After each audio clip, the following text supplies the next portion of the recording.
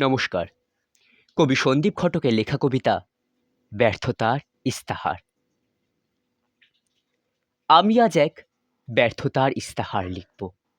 সফলতা এক কাম্য বস্তু, ব্যর্থতাকে বোধহয় কেউ চায় না। আর যাকে কেউ চায় না, যে সমাজে ও মানুষের কাছে বঞ্চিত, সেই ব্যর্থতার হয়ে কলম ধরে আজ ব্যর্থ হব আমি। সফলতা বড় আপেক্ষিক, এর কোনো মাপ হয় না। কিন্তু ব্যর্থতা এক স্থির ধ্রুবক। তুমি ব্যর্থ শুধু, এইটুকুই যথেষ্ট একটা জীবন নিজের মতো করে কাটিয়ে দিতে।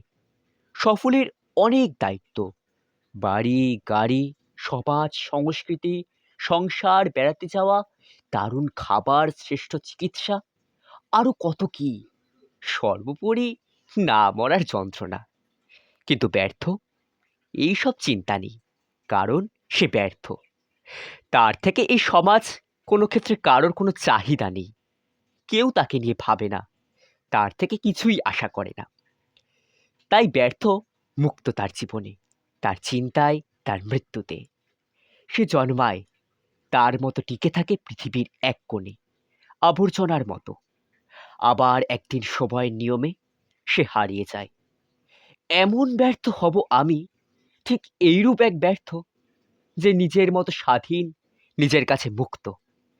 বেঁচে থাকবো মৃত্যুর অপেক্ষায়, যার বেঁচে থাকা মরে যাওয়া কারোর জন্য নয়, তার নিজের ব্যর্থতায়, তার নিজের মুক্তিতে।